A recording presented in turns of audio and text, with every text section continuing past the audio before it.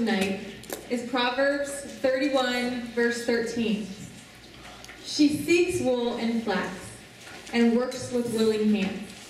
Okay, she seeks wool and flax. What does that even mean? Okay, well, when making a garment, wool provides warmth. Anybody have like wool jackets? A couple of you, yeah. Okay, it makes you warm. So she's seeking the best. She's seeking the things that are going to, do well for her family. So this warmth. And then flax is like, it could be a fine linen. So she's seeking like wool and flax, like the finest things that she can find. And she's working with willing hands. Like she's making these garments, she's working with willing hands. And really the question is, do we work with willing hands? If somebody asks you to do something, like your mom asks you to clean the house, or you're like, oh, fine, I'll do it. And it's not, and it's kind of like this begrudging, like this chore. Or are you like, yeah, I'll do it, I'll work with willing hands. So that's kind of the idea of that we as virtuous women, that we're going to work with willing hands. We're going to work with willing hearts. That it's not going to be this chore. We're going to take delight in the things that we do. That even if we're doing the chores around the house, we can do it with a smile. If we have to clean the bathrooms, we're going to do it with a smile. That there is no task that we can't do with joy and that we're not willing to do. Do you guys know what a game changer is? Right, how many of you play sports? Okay, quite a few of you. So a game changer, if you think about in your sports, like you're playing a game and there is no chance for your team to win. And something happens that's totally unexpected and changes the whole game. You end up winning, you didn't think it was even possible. And like that's what a game changer is. All right, but you and I, we can be game changers in this world. Right? We can change the world. That is selling us lie after lie. We can come in and be the game changers and be the women of truth against that.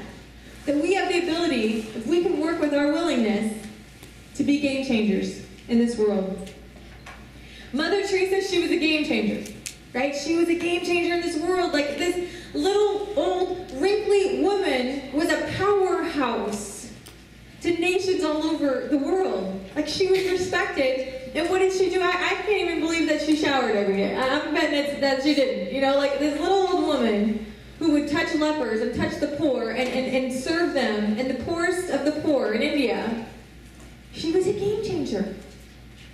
And I heard this story once that a man came and he gave her $1 million to build, another place for the poor or something like that. And Mother Teresa, when she encountered him, she says, thank you for your money, but before I accept it, could you go and care for this poor person, this leper on the ground? Okay, a leper is somebody like, it's contagious. Like if he went and touched it, he might think he's going to get something from that, and he might become sick as well. And this man, he's like, no, I don't think I could do that. And Mother Teresa ripped up his $1 million check. Game changer in the world. And she said to him, God, this idea that God doesn't want us to give him what's easy. He wants us to give him the tough stuff. Right? For that wealthy millionaire man, walking into Mother Teresa and writing her check was the easiest thing that he could do. But he couldn't get outside of himself and serve the poorest of the poor. That's what God wants. He wants us to get outside of ourselves, to not do what's easy, but to take the hard road. All right, I love this scripture. I'm going to talk about Zacchaeus, the tax collector, Luke 19, 1 through 10. This is one of my favorite kind of scriptures. I think we can relate to Zacchaeus. He came to Jericho, and this is Jesus. Jesus came to Jericho and intended to pass through the town. Just intended to walk through, right? Now, a man there named Zacchaeus was a chief tax collector and also a wealthy man. So, right, he's a wealthy man. He's got the goods. He's a tax collector. He's doing well in life. Probably has all the shoes he wants, the cars he wants. I don't think there were cars, but if he did, he'd have everything he wanted. So he had everything, right? Zacchaeus was this wealthy man and a chief tax collector. People hated tax collectors because they felt like they were sellouts. They felt like they were traitors. But Zacchaeus did it. So this chief tax collector and also wealthy man was seeking to see Jesus, was seeking to see who Jesus was. But he could not see him because of the crowd. for he was too short in stature. So here's little short Zacchaeus, and Jesus is coming through town. He probably hears the buzz, like, hey, Jesus is coming. Oh, Jesus, that one guy that's been doing all right, I wanna see him. And he kind of sees him from afar, right?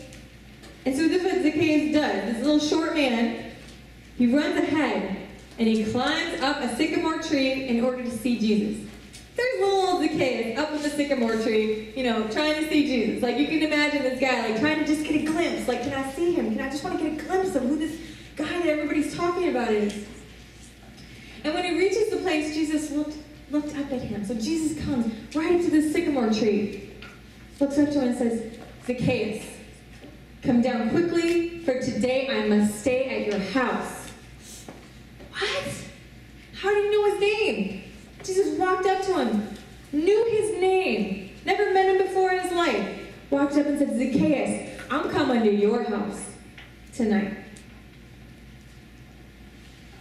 I'm coming to your house tonight. Could you imagine what people around were saying? Here's what they were saying. And he came down quickly and received him with joy. So Zacchaeus runs out of the tree and receives Jesus with joy. When they all saw this, here it goes. What are the people saying? What are they gossiping about? What are they going to say about this? When they all saw this, they began to grumble, saying, he has gone to stay at the house of a sinner? Right? Judging Jesus. Like, he's going to stay at this house with a sinner? Come on. But Zacchaeus stood there and said to the Lord, behold, half of my possessions, Lord, I shall give to the poor. And if I have extorted anything from anyone, I shall repay it 4 times over. This moment for Zacchaeus was an awakening.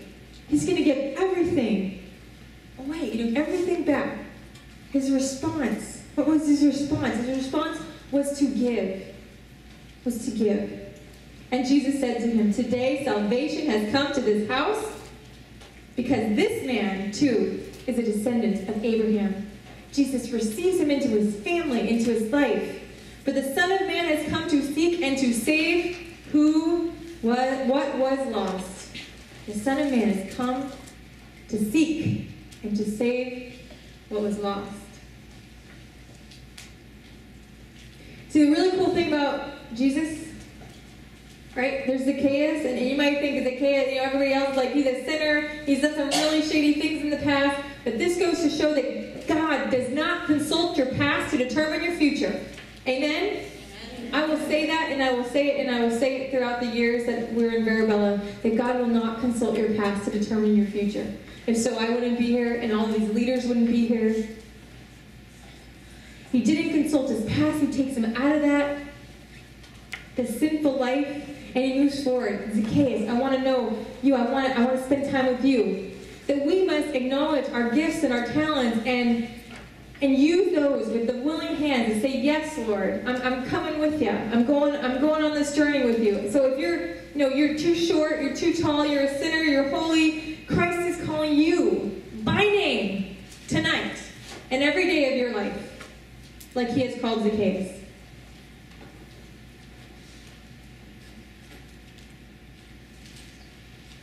Why is he calling us?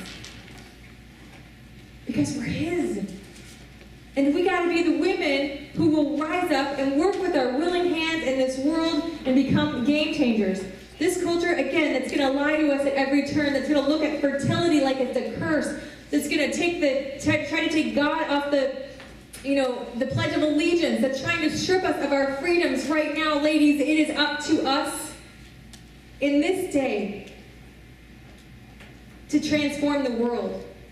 And I believe that God handpicked you. He called you by name to be a part of this program, to hear this.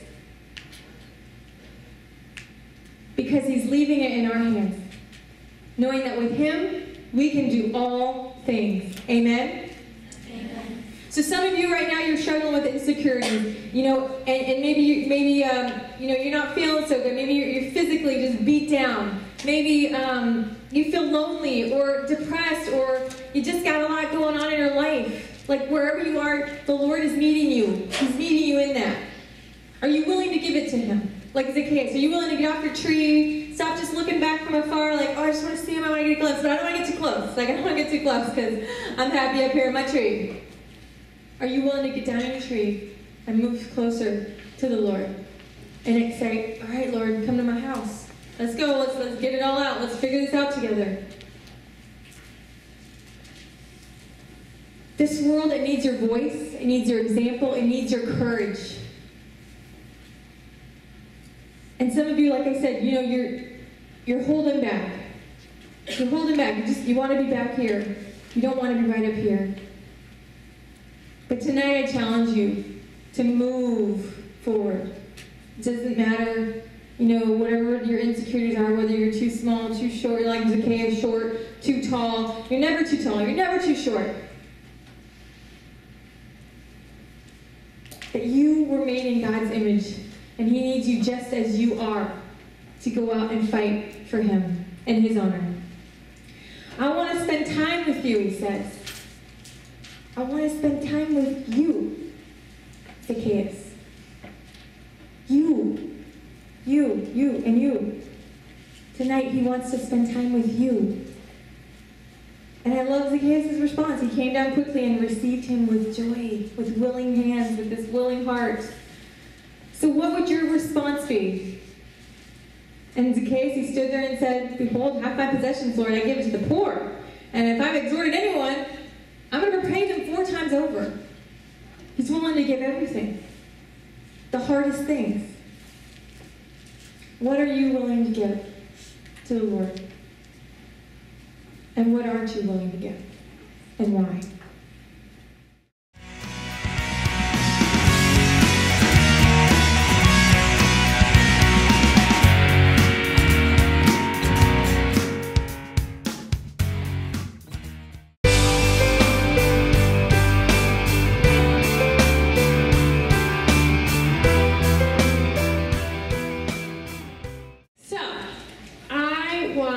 You guys about a very, very important issue that you guys are always going through. It's kind of about physical appearance, right? It's a pretty big thing. So you don't have to raise your hand or anything, but I want you to think to yourself, when have you worried about your physical appearance? Or maybe better question, how much do you worry about your physical appearance? Clearly you do it. How much do you do it? Think about it.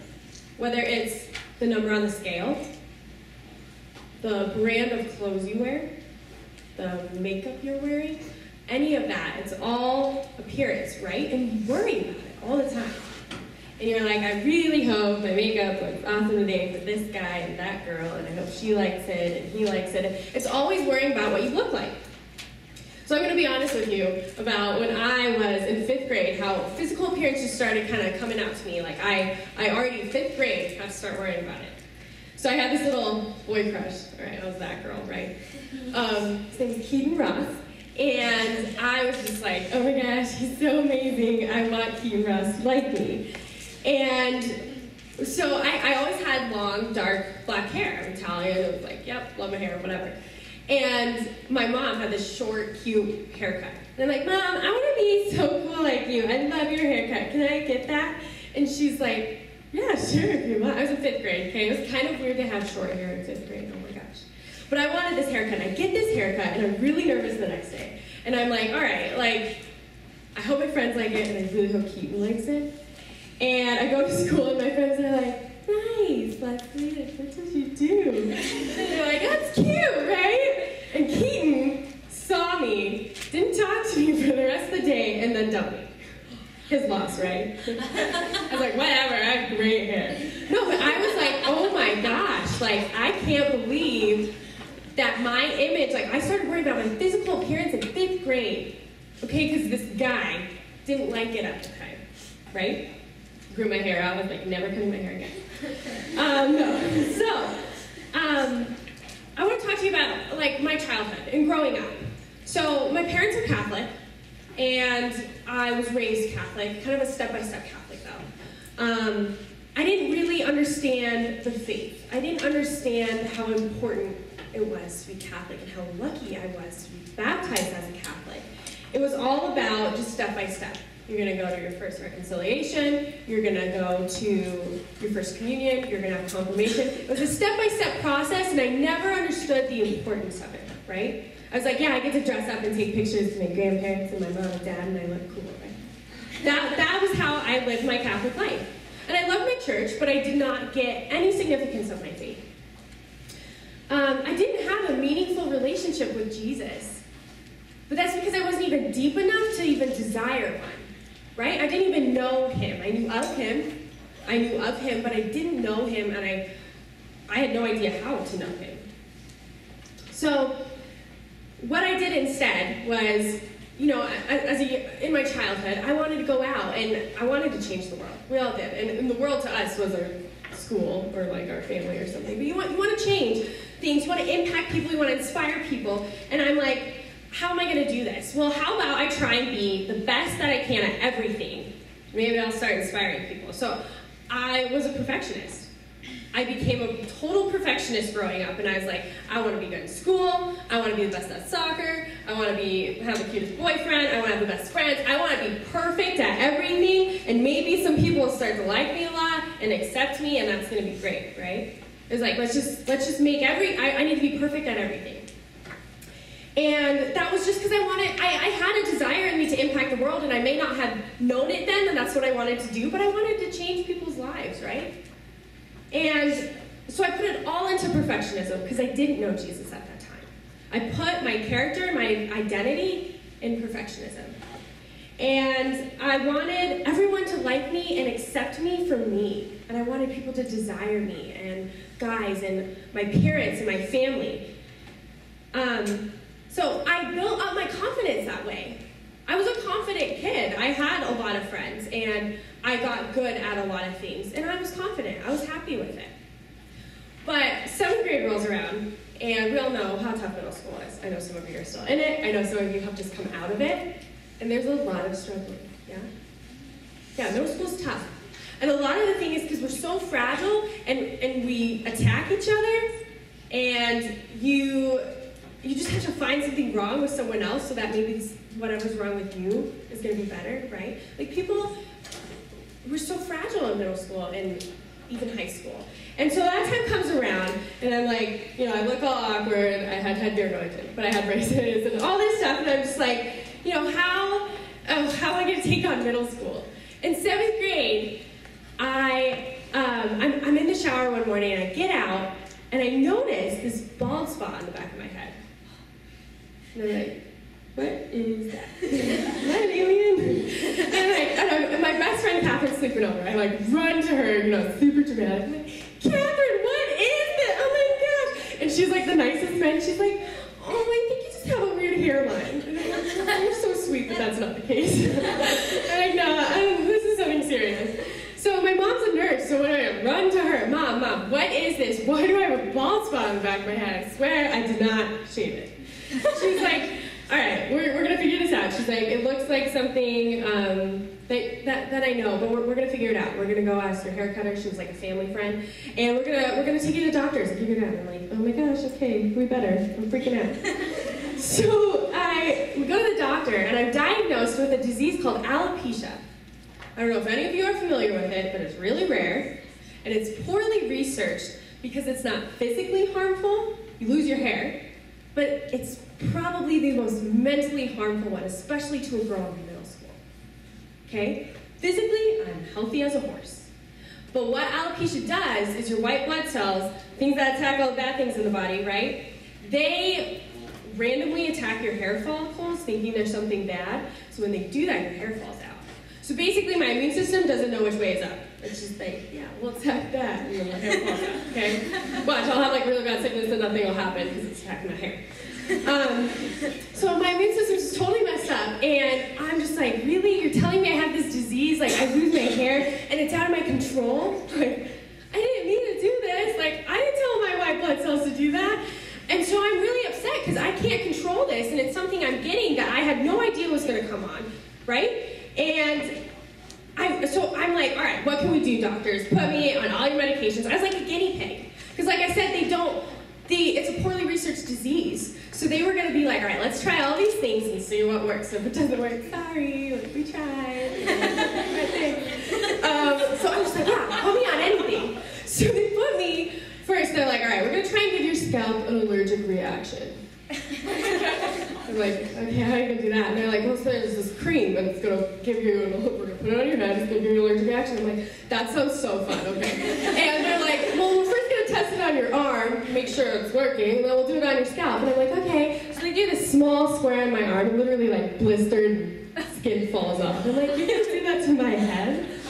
Please no. No, they're like, we'll lower down the dose. So yeah, I'm like, all right, cool, this is gonna be a little, this is where the physical pain comes in, right? I'm like, all right, I don't care, let's do these medications. They try that, it doesn't work, right? So then they do, I got shots in my head, like steroid shots in my head. I'm supposed to just get to the point right there. Yeah, that's exciting. You like hear the shot. Don't do that. Yeah, that was really fun. That, again, temporary fix. Maybe it started, because I, at this point, kind of had patches, but I'd, like, cover it up with my rainy hair and be like, I don't know, well. And they would do these shots, and I was like, yeah, like, okay, we gotta get this. So they would do it in these patches, and it didn't work. So then finally, they kind of started, like, because I went to a dermatologist for this, had to put me into go see a better dermatologist, because I don't know what to do with you, honey, you're not responding to these. So I go see this guy who was down at, I'm from Colorado, so I go down there, down at this like big university, this teaching hospital, and this dermatologist is just seeing alopecia, and he's like really passionate about it. So I'm like, all right, this guy's for real, he's gonna try something. And he puts me on like certain pills. I don't know if any of you are familiar with prednisone. Yeah, I got put on prednisone. It's like a miracle drug, but it's also really, really awful because it has awesome, not side effects. So what happened was like, I get put on this high dose of prednisone. One of the biggest side effects, you gain weight. You gain a lot of weight, and it's in your face too. I already have a round face, I was like, I don't need more. And so I gained like 30 pounds in middle school, fast. And I'm like, cool. So what's the hot bod, right? I'm like, all right, who's that? And you're like, okay. Then I'm super, it causes you to be super moody. So my friends are like, Leslie, why are you so uptight? Like, can you just relax and like, stop being so ridiculous? And I'm like, I'm sorry, I don't know what I'm doing wrong. And they're like, and then also you can't focus. You don't focus as well. My parents had to write letters to my teachers. Sorry, my daughter's on medication, probably not gonna focus as well in your class. And I'm like, so here I am. And you know, like I said, so I was this perfectionist, and I wanted to be this game changer, and so all this stuff was getting pulled away from me, out of my control, right? And on top of that, on top of the perfectionism I was losing my hair. I was physically losing my hair. So, what did this mean now? Well, I go into straight panic mode, right? I'm in middle school. I have enough to worry about. And then all this, and the medications, and the disease, I go into panic mode. I'm freaking out. And my confidence that I built up from that childhood of just being good at what I could be and being the best that I could at everything was gone. My confidence was broken. My optimism, that perfectionism, and my dignity was just shattered. Right? Because all of this was just swept under my feet really, really fast. And I couldn't do anything about it. So I'm gonna share a story with you. Just give you an example of how fragile I was. In middle school, I was like, I saw a few bald spots, I was like covered up. And my close friends knew about it, but I didn't want to tell the whole school, right? So I wanted to be somewhat normal. And I got a new outfit that day, so I'm like, all right, today's okay, and I'm gonna go have lunch with my friends. And I'm like walking down the stairs to go have lunch, and there's this kid behind me. He was known for being kind of rude. Not everyone was crazy about him, but he probably had his own problems going on. But we don't always take that into consideration in middle school. So he's behind me, and he's like, hey, I have a bald spot on the back of your head. And I'm like, excuse me? No, I literally froze up. And as much as I wanted to punch him in the face, I didn't, because I was just like, oh my gosh. Like, he just said that out loud. And I don't even know him. And he's not supposed to know I have a bald spot. And I look at him and I'm like, what?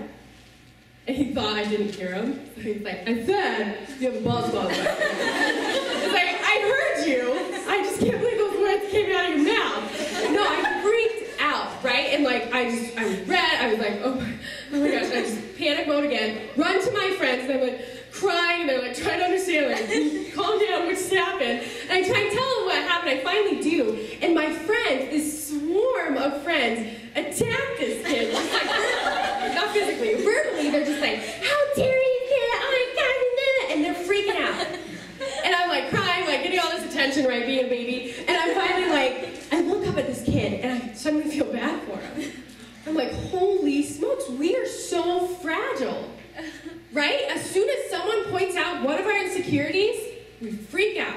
We're all going to go after, we're all going to attack, we're all going to be really, really scared because somebody touched that really fragile part of us, and how dare they bring it up. And these people just swarmed us, so I finally take them, like, guys, okay, calm down. And I was upset, but they were really upset too. I had good friends, but we freaked out. And it just showed how broken we were. And I was like, I was just in pieces. You know, someone said this one little thing, and I should have just laughed it off. And been like, yeah, I know, duh. But I didn't do that, right? So, I hit rock bottom, and I hit it so hard. And I'm telling you, I was confident. I went from being the most confident girl to the most self-conscious person in a short amount of time, a really short amount of time. And I had no idea how to deal with it. And that sounds dramatic, but my physical appearance was ruined. And that going out and changing the world and being good at everything was taken from me. And I couldn't be that game changer I wanted to be, that we all like desire and we don't even know it, right? And during that time, like, image is everything.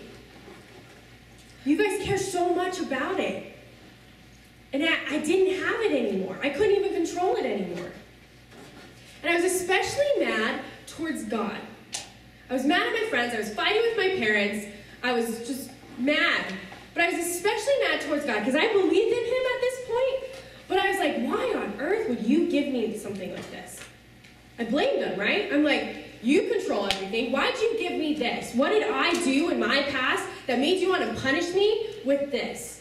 That was my thought process. I was so mad at him. And so what did I do? I stayed away from him. Just completely. I didn't want to be near him. I just distanced myself from my religion, especially God, because I was mad that he would give me something like that and put me through something so hard at the time, right? And I bet you guys do that too. You have an imperfection and you just want to blame it on God because it's so bad. But really, it's not. So, freshman year rolls around. I'm doing a little bit better. Middle school was rough. And it's okay. And first semester, my hair kind of starts growing back. I'm like, all right, I might be a normal high school kid again. This will be great. And I'm in the shower and I start losing my hair again because this disease comes in cycles. And I start losing it again. And I just had this gut feeling it was going to be all of it. And I'm like, Mom, I'm pretty sure all the hair's coming out. Say, no, it's just going to be in patches again. You're okay. Just cover it up, put makeup on, do whatever. We had all these little methods of covering it up. And I'm like, no, Mom, it's going to be everything. Dad, it's going to be everything. Like, I don't know what to do. And my mom's like, well, let's look into wigs. And I'm like, ew, wigs? Ugh. They're gonna look so fake, that's gonna be awful. I play soccer, it's gonna fall off. Gust of wind comes, it flies off. I'm like, I'm not getting a wig. No way, right? And she's like, well, what else do you want to do? And I was like, let's go wig shopping. There's nothing, right? I didn't have another option. I'm like, all right, we'll go look. So we look, I find one, and I'm like, all right, it's weird. I put it on, and I'm like, this looks fake, but I kind of like it, and it kind of looks real, and it looks like my old hair, and I finally get into it. I'm like, okay, I'll do this. This is all right. This is better than my patchy hair, like, trying to put that together. So I'm like, yeah, I'll get a wig, whatever. We get one, and at first I wore these wigs as a security blanket, right? So I'm just like this broken human, and putting a wig on was like kind of gluing that together. It's like, you're so broken, but this is a security blanket for you, so you freak out in the morning, put this on, you'll be okay until you take it off again, right? That's why I first wore wigs. And I, to this day, do wear wigs. And I do it now more for the sake of others. And that might sound silly, but it's because I could care less walking around without a wig, but for others, because what does our society do now? We automatically assume and we automatically judge. And I don't want to be judged by others, which I know happens every day, but I don't want people to assume, because what are people first going to assume? They see a bald girl walking down the street. They're going to think she has cancer. And I'm not okay with taking that title on if I'm perfectly healthy and I haven't come close to a battle they have, right?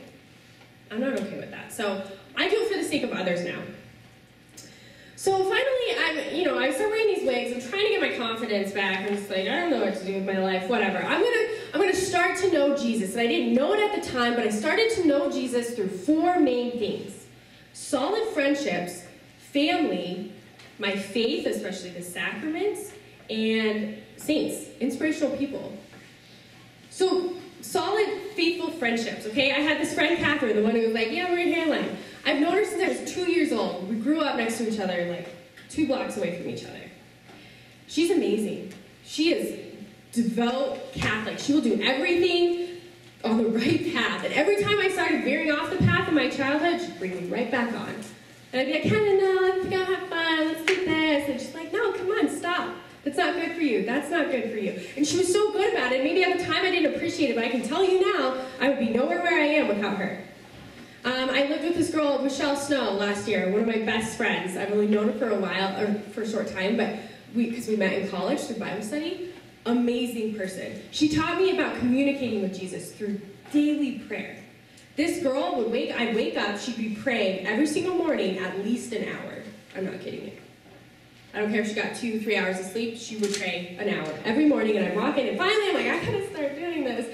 And we would start praying together. We'd pray rosaries together, we'd just pray in each other's presence. But I had these solid friendships around me. I lived with this girl, right? I lived next to Catherine, and these girls showed me what it was like to be in a relationship with Christ. Through my family, I have the most loving family in the world.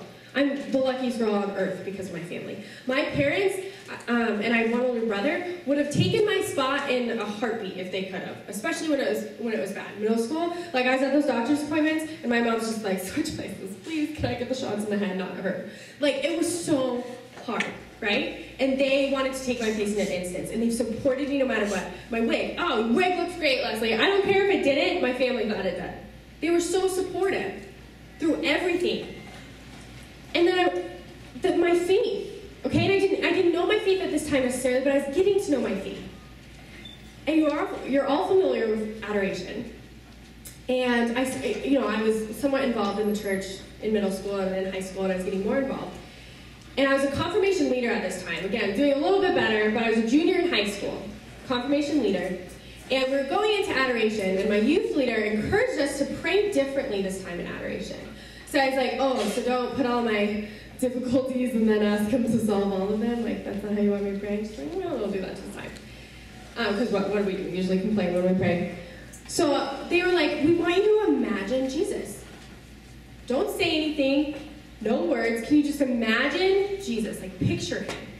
I want you to picture something visually. And I'm like, oh, I'm good at this. I love design. I love art. I can do this. I can imagine Jesus, no problem. So I was actually excited. I was really excited, right? So I go into adoration. And instead of, I put my list away, and I sit there in peace. And I close my eyes, and I visualize Jesus. Okay? And I can do it. I visualize it. And so I let my imagination take me. And I'm in this desert area, right? Desert, Jesus, all this goes hand in hand. And it's this desert, and there's nothing there. And I have no idea why I'm there. I have no idea where I'm going, but I'm at peace. And Jesus suddenly appears. And he doesn't say anything to me, but he's next to me. And he looks at me like he wants me to follow him. And not, literally follow him, but also figuratively follow him. Be with him, follow him. And I'm like, yeah, I'll follow you. I just imagine you in my head. Sure, let's go. And he's like, so he hasn't said anything, and I follow him, and we walk side by side, and it seems like forever, but we're just walking. And finally, my imagination's crazy, but the small pond disappears. Jungle in the middle of a desert, right? No, I'm just kidding. And the small pond's there, and he knelt down and he gets some water, and he shows that I can get water too, and I'm like, okay, like I'm thirsty, what's going on? And he motions for me to look at my reflection. And at this point, I have my wig on. And I look at my reflection in this pond, and I'm like, okay. Nothing special. What do you want me to look at? excited because I look back and I'm like, was that okay? And he looks at me, and he looks at me straight in the eye, and he kisses my forehead, and he takes off my wig. And he says his first words to me. He says, "It's okay." He looked at me straight in the eye, and he said, "It's okay."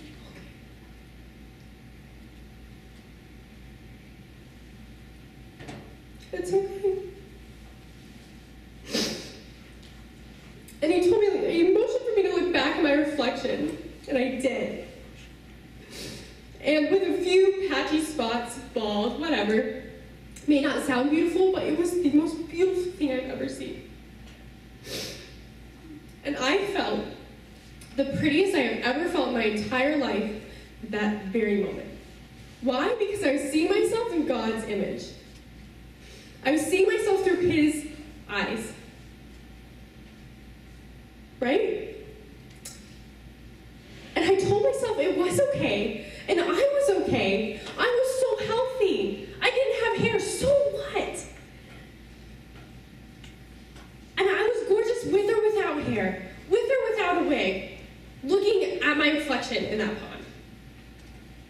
And I had wasted every ounce of energy, mentally and physically, up to that moment on my physical appearance. Every ounce, physically and mentally, until that very moment. And I was like, holy smokes, huge relief, weight lifted off my shoulders. It's okay. Stop worrying. Stop worrying about your imperfections. Stop worrying about your insecurities. And it was the biggest weight off my shoulders. And I finally knew I had to accept myself with alopecia. It was something completely out of my control. And I realized it was a blessing, not a disease. You can call it a disease, but I was like, I'm blessed with this because I've seen everything in a new perspective. I've realized how to live my life with Jesus and through him.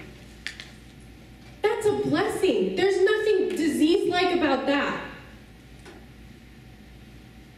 So I'm going to tell you about someone who was a game changer, who really, really inspired me. Another way I came to know Jesus was Blessed Chiara Badano. I don't know if you're familiar with her. She was born in 1971 in Italy. And she's a really good tennis player. One morning, she's like playing a game of tennis, and she gets this really, really sharp pain in her shoulder. And they have no clue what it is, and they go to the doctor. And she's 16 years old. She was diagnosed with osteogenic sarcoma. One of the most painful bone cancers. Okay, super, super painful bone cancer. And what she said when she was diagnosed was, "It's for you, Jesus. If you want it, I want it too." What? Who says that? I'm guessing you don't know of anybody who would probably say that, okay? She said that when she got diagnosed with the most painful bone cancer in the world, and she was probably going to die. She refused to take morphine or any painkillers because she wanted to be aware of her body and the cancer and everything that was going on with it. She refused to take any of that. She's like, no, I'm going to take on this suffering. I'm going to take on this physical pain because I want to be as close to Jesus' suffering as I can. She would painfully walk around the hospital with older people, elderly people, other people in pain, but with the biggest smile on her face. You see, if you look at pictures of her, she's like the most joyful person in the world. She's the biggest smile on her face. And she would walk around with these people, even though it was the most painful thing for her. And her parents would be like, Kiara, can you please just rest? Can you just, we know it's nice what you're doing, but can you just lay down and rest? And she'd say, no, I can sleep later on. I can sleep later on. I'm going to go out. I'm going to go out and be with these people. She gave all of her savings to a friend doing mission work in Africa. She's like, I don't need this anymore. I'm okay. I got everything. I got Jesus, and I've got everything. And then she went through chemotherapy. And when she would lose her hair, she'd hold up a handful of her hair, and she would say, "For you, Lord." She'd let it go. I heard this story of Kiara when I was at a Steubenville retreat. Second time I was losing my hair. I'm not even kidding you. that morning, in the hotel room, I'm in the shower, my hair's kind of growing back, I start losing it again. Catherine was there. Go up to her, freak out. No, don't freak out as much because it was the second time, but I'm like, Catherine, could I be losing this again? And I was. But that day, I heard Kiara's story. And I was like, sign from God, I think that's what I gotta do, right? I have to say, for you, Lord, every time I lose my hair. So what did I do? I got it tattooed on the back of my head. Reason is, I'm not telling you to go get tatted up, but it was a permanent reminder for me that my body, my soul, my mind, and my heart, all of that was for him. My suffering, everything I suffered through was for the Lord, was for Jesus. Way to conquer needles in my head, right? I'm just going to go get a tattoo. So, she was a game changer. And that truly showed me, I want to go out and do that. I want to go out and be as joyful as she was. I want to go out and suffer and find joy in it. And I am telling you, now, I do that. I'm one of the most joyful people about Christ. And I go to ASU on a college campus, and I'm so joyful about Christ. And I'm involved in Focus, if you know what Focus is. I lead my own Bible study. I'm in discipleship, which is this great kind of journey to Christ with someone else, kind of feed off of each other. And I offer up all my suffering to him now with joy, with complete joy, because I know it's okay. And he's my fuel, because I accept myself now in his image, and he's my fuel to go out and do something in the world now. I want to because of him. Not because I was a perfectionist anymore, not because I was doing good at things, but because I have him and I'm living through him. And I even, my junior year of high school, kind of after this experience, I wrote a book about it, and I got it published. And it was to share my story with others who needed to hear it. It was to get my story out there, because I can't meet everybody in the world. And I wrote about it, relating to Christ, showing where he popped up throughout my entire testimony, and I get it to the people who need it. Like, so after I published it, I had girls who I never knew of had alopecia or had some hair loss disease, and they'd come to me on Facebook, and I eventually had a big group of girls. I made like a private Facebook page for them, so that we could just comment about being bald or wearing wigs, and we'd understand. Right? I went out and I did that for them. And now they can share their stories among each other. And I just keep growing deeper in my faith because of this. My dignity and image now rests in who I am as God. Or who I am as a daughter of God. And that it's not in my perfectionism. It's not in what I was trying to be as a child. It's now in me as a daughter of God, because I know I am. And I know that he gave this to me for a reason, because I could handle it, and I could overcome it, and that I could go out in the world and do something about it. So I challenge and invite you guys that the only opinion that matters is God, and that you need to believe that. Not Keaton's image from 5th grade, not the girl sitting next to you. You weren't made in their image. The guy that you like, you're not made in his image either. So if he doesn't like you back, that's okay. Because you're made in God's image. That's the only one that matters. So I invite you guys to just realize that. And sit on that. And realize that the insecurities that you have, I don't care if it's hair loss, I don't care if it's your weight, I don't care if it's your nose, anything. Like, I don't care what it is your insecurity is. Find something positive in it. And forget about it if it's not important. My hair is not important. It's not. And so I didn't let this conquer me. I didn't let this overcome me as much as I wanted to.